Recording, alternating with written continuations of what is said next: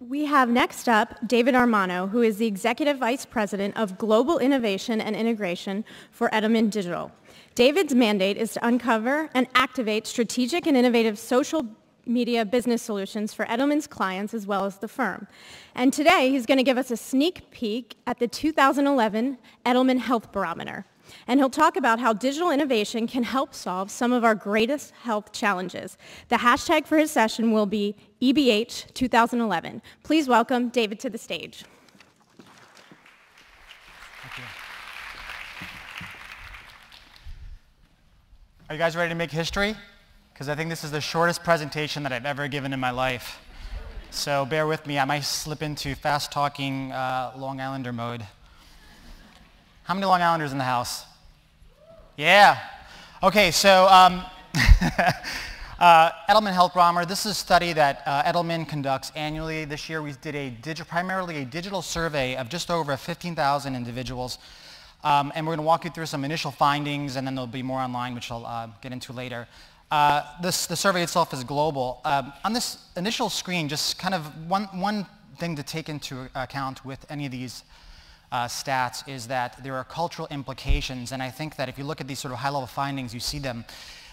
When asked the description of overall health as being excellent or good, I'm just going to call out three nations and some interesting findings. India was at 92%, and this is where the cultural context comes into play. Some of the responses included things like clean water as being healthy, so 92% favorable outlook on health in terms of perception. In the US at 72%, also fairly high. Anybody living in this country, though, knows that there are struggles with obesity and things like diabetes. So that was interesting.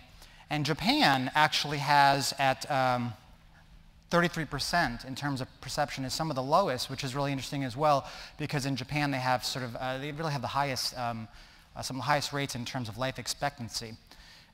We think that some of these findings with Japan may have something to do with some of the recent tragedies there. Another finding, increasingly health is being redefined and it's multidimensional. In the past, prior to sort of this connected age that we live in, health was defined as sort of absence of disease and almost universally. And now, what this word cloud shows is some of the different ways that people look at health. It's really, we're seeing this shift from not only how you feel, how you are, to really a more active way of looking at health. And there's really not one global definition of what health is anymore. One thing that really emerged from this study is this sort of digital segmentation. It's really, really interesting. The way that we categorize them is as follows. There are offliners, so people that actually are not connected, and they make up for 23%. And then once you get actually into participants that do have some type of internet connection, there are what we call traditionalists. These are people that are not active on social networks, but they're using the web in a more traditional way through things like search engines. There are followers. These are people that do get on things like social networks, but they're really not producing a lot of their own content, but they may be doing things like consuming information. Then there are participants. These are people that are engaged in the blogosphere or social networks, not just the traditional web, and they may be doing things like commenting. And then there are what we call these actionists, and these are individuals that are highly active, and they're influencing others' behaviors on social networks and what they think about health. And what's really interesting in this is if you look at sort of these percentages, if you combine actionists and followers and participants, what you see is even though that there's a spectrum of engagement, that those who are engaged digitally are actually fairly highly engaged, especially as it pertains to health. Another interesting finding that sort of emerged was that there's this challenge of really sustaining behavioral change, and another segmentation was looking at established markets and developed and emerging markets actually. And in developed markets, there's actually a high percentage of people changing their behaviors to be more healthy. It's about 71%. But then we see sort of a relapse rate at 45%. What's interesting is in the emerging nations, there's actually a lower rate of at 45% of actually changing that initial behavior, and a 61% of that relapse. So there's really some opportunities here, especially in the emerging market, to really keep that positive, health positive behavior going on. So this really brings the question, what type of role does innovation play when it comes to health? We look at things like how health is perceived, we look at the emerging markets and the differences there. Well, we see some interesting things going on in the digital space. One of the things at Edelman that we talk about is this idea of mutual gain. And if you take this finding of individuals who are involved in health and they're engaged and increasingly more active, our thinking is that tools will play a larger part and that those tools need to become more accessible.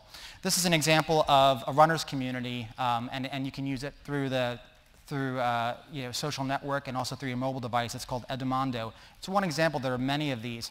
But this is really targeted at enthusiast runners, at people who are sort of aspirational athletes in some way.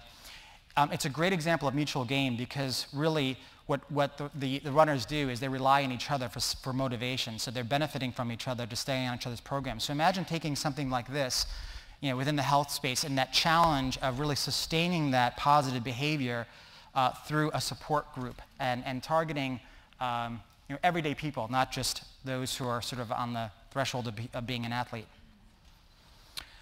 Other opportunities for innovation in health is really looking outside of health in general. So for example, there's a network called the Get Glue. I don't know if any of you guys use this. You can basically check into programs, movies, and even books. And in addition to sort of getting these badges, you can actually get physical stickers as rewards. So imagine rewarding people based on their behaviors and giving them types of things, to really facilitate that healthy behavior that is good for them. The health industry needs to look outside of their own walls for ideas like this. And we see a lot of this sort of in the startups. So just some top-level findings on this. Don't have a lot of time. There's more at Edelman.com Health Barometer if you go online. We actually got some great information there. We'll be putting more of the findings in the report in. We've got really cool infographics like this that basically distill that information in a really easy to digest way. And if you're in the health field or are interested in this, you can use these in your presentations. And more importantly, we ourselves are committed to this. We're going to be basically getting online, and we're happy to answer any of your questions that come up about this topic or the report itself. The hashtag is EHB2011. So feel free to ask us any questions, and we'll be sure to engage with you. Thank you for your time.